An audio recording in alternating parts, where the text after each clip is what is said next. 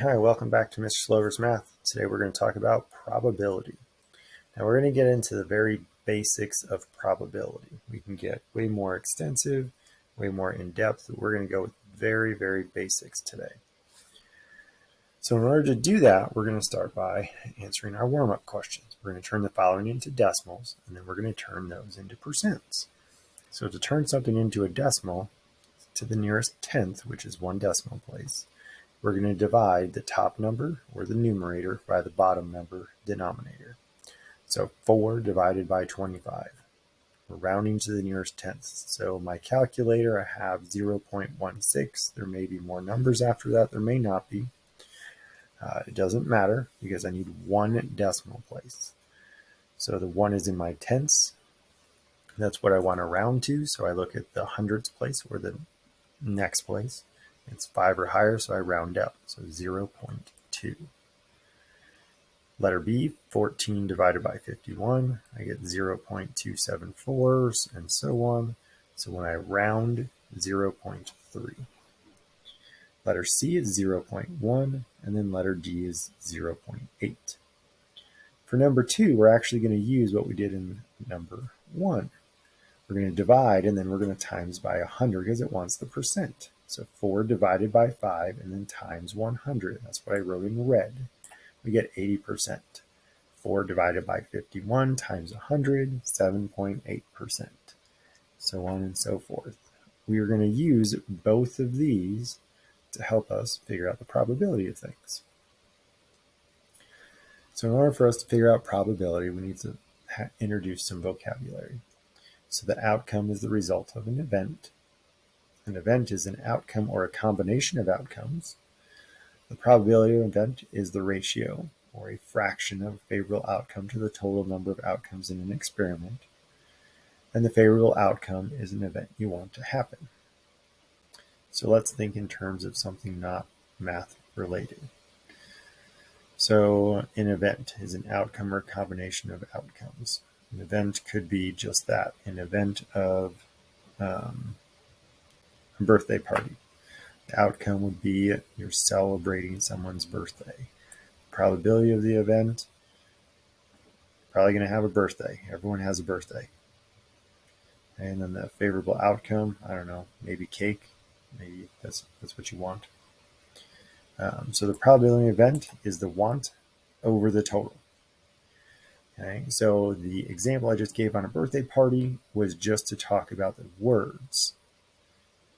Right? It was not to talk about how to actually find the probability. I was just introducing the terminology.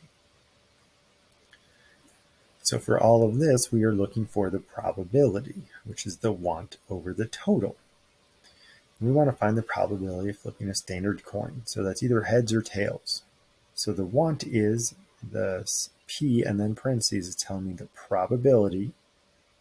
And then what's inside the parentheses is what I want. That's my, right? That is my favorable outcome.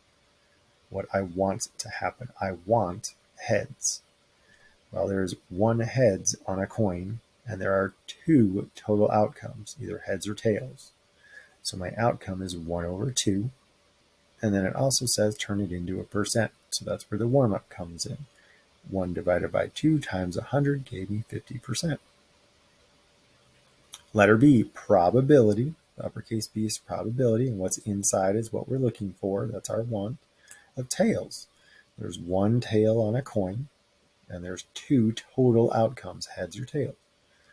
So I have 1 divided by 2 again, I get 50%. And you're thinking, Mr. Slover, how are they the same answer? Well, that's okay. That just means that they're equally likely. And then letter C says the probability of heads or tails. And up here in red, I said, when you see this word, when you see the word or in your probability, it means you're going to add your outcomes together. So there's 1 outcome that could be heads and 1 outcome that could be tails. So I'm going to add them together. 1 plus 1 gave me 2. So then my want, there are 2 of them, and my total is 2. When I turn it into a percent, it's 100%.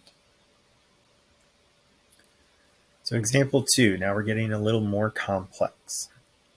Find each probability based off of this spinner. So since we can't print in color. That's why they say orange, purple, green, red, yellow, and blue. Those are supposed to represent the colors, but like I said, we don't print in color. So there are 6 total outcomes, right? There's 6 spots on our spinner. They're all equally likely. Probability of 2. Well, I see 1 2 on there out of 6. So 1 divided by 6 times 100. There is 1 blue. Same thing, 1 divided by 6 times 100. Now when I get to letter C, probability of a 10, you're thinking, Mr. Slover, that's got to be a typo. There's no 10s over here. Well, it's not a typo. That's what I wanted. I want to know what's the probability of getting a 10. There is none. There's no 10. So 0 out of 6 or 0%. And then letter D, probability of blue, red, or green. So there's that word or again. And up here I have that note that or means we're going to add all of our outcomes together. So there's 1 blue, 1 red, and 1 green outcome. That gives me a total of 3 out of 6. So 3/6 reduces to a half, which becomes 50%. And then example 3. So same idea, but the one that I really want to talk about is letter C, because this is the first time we've seen it. We're still finding the probability. We determined that there's 15 total outcomes. And we've got a bag that contains 3 purple, 4 green, 4 blue, and 4 white marbles. And letter C says the probability of not purple. So that really means everything but the color purple. Right, well, that's not purple because that's green. That's not purple because it's blue. And that's not purple because it's white. So 4 plus 4 plus 4 gave me 12. And my total, we said, was 15.